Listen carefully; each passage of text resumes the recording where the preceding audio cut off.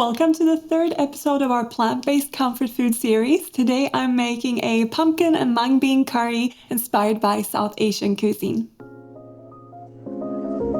Some of my favorite meals to make in autumn and winter when I'm looking for a hug in a bowl are lentil and bean stews inspired by South Asian cuisine, different types of dals and curries, so I knew I had to include one of these dishes in this series. When I make these dishes, I often go with lentils as they cook really fast when we're pushed for time. But today I'm going to use a more fun and different pulse, the mung bean. I think these little guys are tragically underutilized, at least here in the West. Personally, I like that it's somewhere between a lentil and let's say a kidney bean in size. It reminds me a little of peas. I like to soak mine beforehand to shorten the cooking time, but this isn't strictly necessary, so I'll talk a bit more about that later. Other standout ingredients in this curry will be the ever so lovely butternut squash and my favorite cavolo nero or dino kale. Great autumn vegetables for our cozy comfort cooking. Now beyond these guys, there are quite a few spices to really evoke the flavors of South Asian cooking, and we'll get into them shortly. But before we start cooking, I want to thank Squarespace for sponsoring this video and tell you a little bit about them. Squarespace is an all-in-one website builder with lots of great tools to create a beautiful and well-functioning website without any prior knowledge of coding or website building. Their Fluid Engine design system offers great customizable templates that will suit your style and brand. For example, they offer great blogging tools which allow you to share your stories, photos, and videos, as well as schedule your posts as you wish. You can also use Squarespace to set up your own online store, whether you sell physical, digital, or service products. I use Squarespace for my online photography portfolio and really enjoy how easy and intuitive it is to use the drag and drop technology to bring my creative ideas to life. So if you're thinking about creating a website for your project, check out squarespace.com for a free trial. And when you're ready to launch your site, go to squarespace.com/goodeatings for 10% off your first website or domain. Alright, so the first thing I do to get this delicious party started is to prep my butternut squash. I know I call this a pumpkin curry and then use butternut squash, but in my world they are pretty interchangeable, and you could just as well use some Hokkaido pumpkin, for example, or sweet potato for that matter, but I have chosen the butternut squash because it's affordable and easily accessible here in Sweden. Mine is a little smaller than the average, I'd say, which is perfect for this recipe that'll serve about 6 people. So let's get to peeling this guy, which I like to do just with a knife. I always start by topping and tailing the butternut and then cutting it off where the sort of bulbous bottom meets the straighter top. This way I can access the seeds and just remove them using a spoon. I also think that dividing the butternut like this makes it easier to peel it with this knife method that I use. And why I like using a knife is because it's easier to take off a slightly thicker layer of the skin, which I think is good with the butternut when I want to roast it in the oven and get a nice caramelization. Then I simply slice the butternut into roughly 1/2 inch wide slices that I then cut into sort of 1/2 inch wide cubes.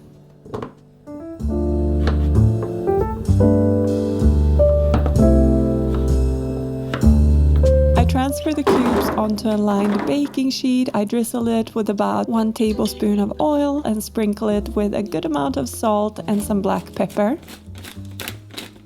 Okay, so now I'm getting ready to roast these butternut pieces, and that might seem a little silly when I could just cook them in the stew itself.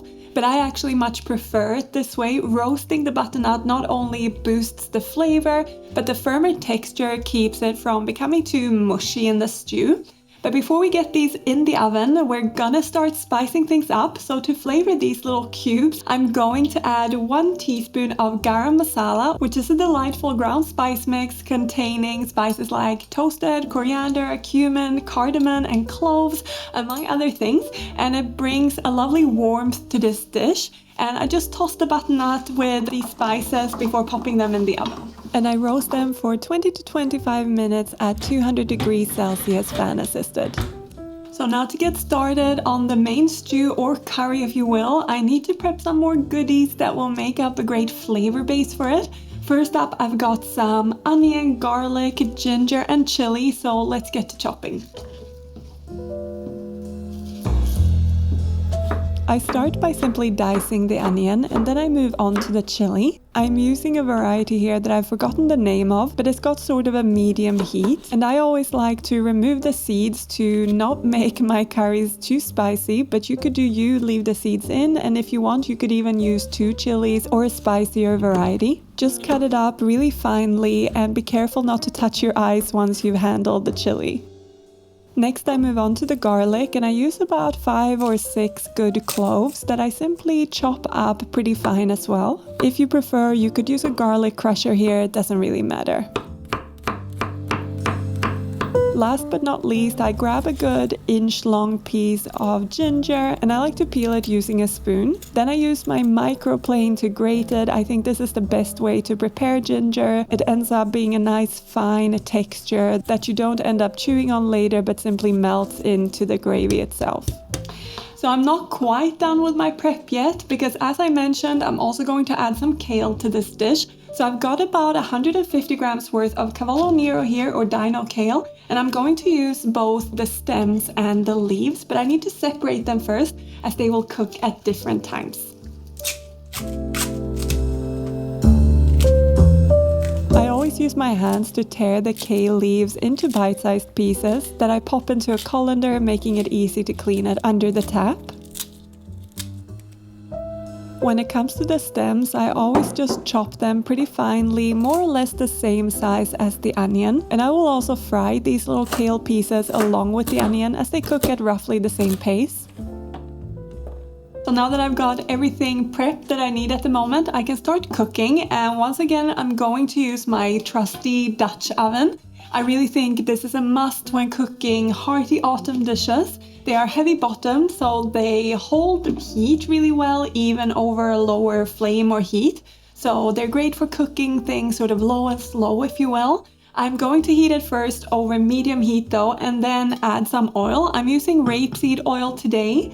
Now, before I'm going to pop all those things that I just chopped into the pot, I'm going to temper some whole spices, meaning that I will roast them in this warm oil before adding the other ingredients. This is a great technique often used in South Asian cooking that adds real depth of flavor to dishes like this. And as an extra bonus, the aroma you get when cooking is just gorgeous. So for this stew, I've got 1 teaspoon of whole cumin seeds, as well as half a teaspoon of whole coriander seeds and half a teaspoon of fennel seeds. Currently, I'm in my fennel seed era, so they find their way into a lot of things at the moment. You might have also spotted them in the first episode of the series when I made the tomato risotto. I just can't resist them at the moment, but Rob might make me soon. And what I'm gonna do first is just bash up the coriander seeds and the fennel a little bit in my pestle and mortar. I leave the cumin seeds out of this process as they are a sort of finer seed, but I don't like chewing on big pieces of coriander seed or fennel, and that's why I give them a bit of a bash. Then I pop the cumin seeds into the hot oil along with the bashed spices as well, and I let them sizzle in there for about a minute or 2. You want them to be really fragrant before you add the next ingredient, but be careful not to burn them, because that can happen pretty fast.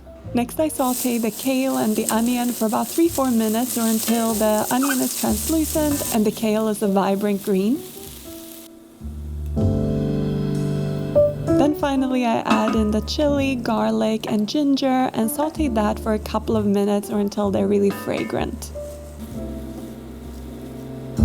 So now to make this delicious flavor base into a saucy stew, I'm going to add some chopped tomatoes as well as a can of coconut milk, and I use 1 can of each, and then I usually fill up the can with water, so 1 can of water. I love the combination of tomatoes and coconut milk along with all the spices. The tomatoes add both tartness and sweetness, and the coconut milk makes it deliciously creamy.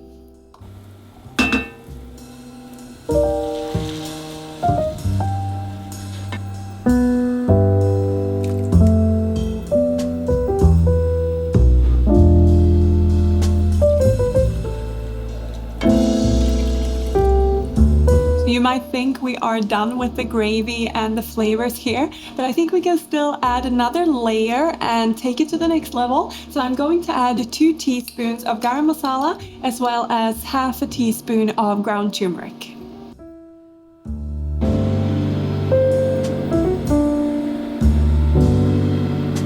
Then I always add some vegetable stock powder as well, or stock cubes. I just think it gives dishes a good savory kick beyond just using salt.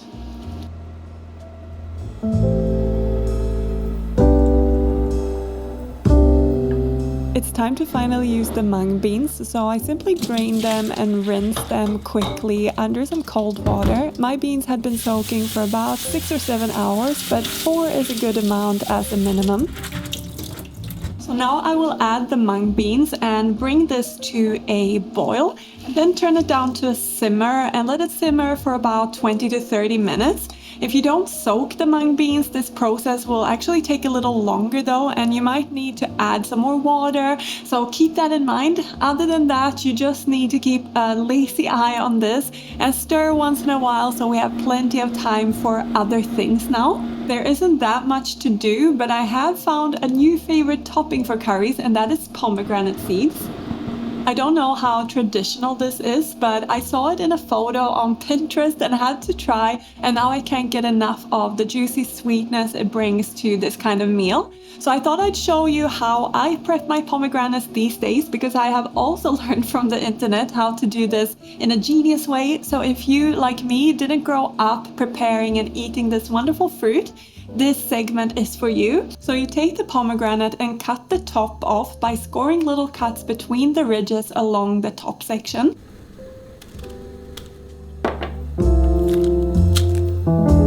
Then you cut along the ridges that you can see all around it, which then makes it super easy to break it apart to get to the seeds.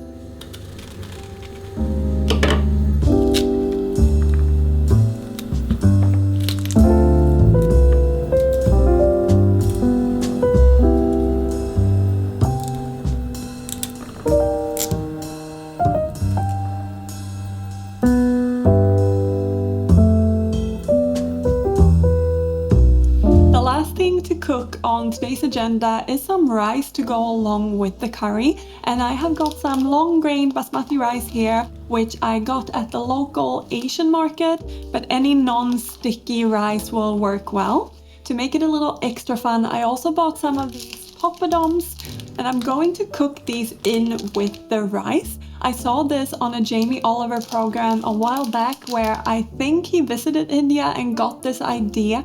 And since watching that, I do this quite often, because as I am sensitive to gluten and can't partake in various naan breads and rotis, this makes a more fun partner to various South Asian stews than just plain rice.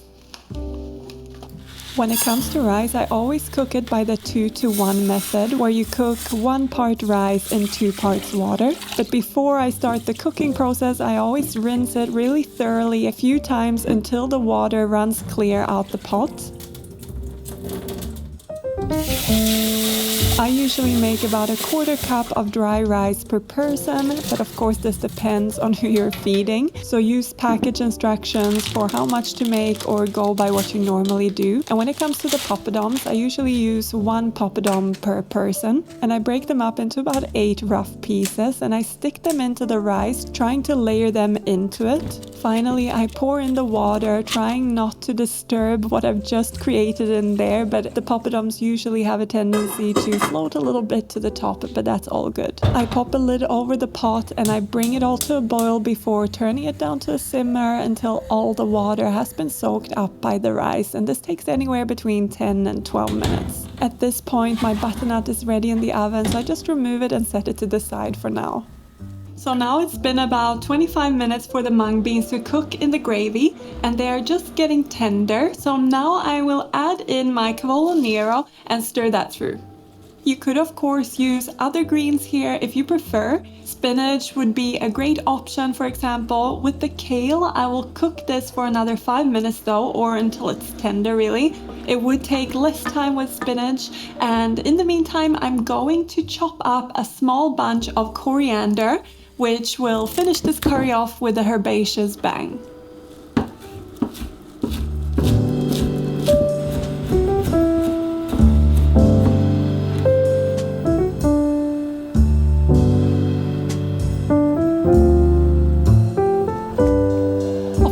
can't forget the beautiful butternut squash, which I also add to the curry at this point. When we eat this on a weeknight on our own, I just stir all of it in. But if you want it to be a bit more fancy, then I save half and sprinkle on top, so you can really see the beautiful caramelization, but it's really up to you.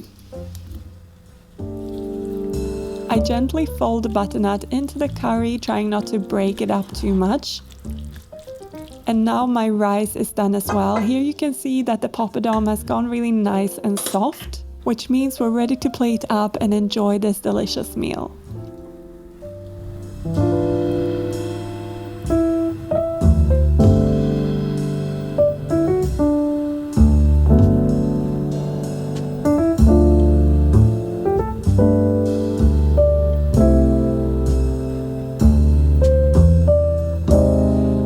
Go. This is my take on a South Asian style stew or curry with mung beans, butternut squash and cavolo nero. You really get a lot of goodness in one pot here, and it is delicious paired with the poppadom spiked rice.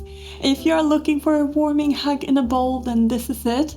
I like how versatile this dish is as well. You could totally do the same dish, but swap the mung beans for lentils, the pumpkin for sweet potato, or something completely different like bell pepper or mushrooms for that matter, and the kale could be chard or spinach.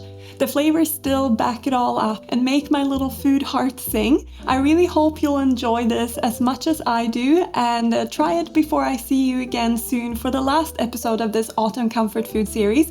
I'll be making a plant-based lasagna then, so you don't want to miss that. As always, you will find the recipe written out on our website as well. It's linked down below. And our ebook Comfort is also linked down below. It's still a couple of days left of the sale that we've been running where you get 25% off. So if you've been thinking about it, then it's still available. And yeah, the link is down below. So thank you all very much for watching. I hope you're all well, and I look forward to seeing you in the next one. Take care. Bye.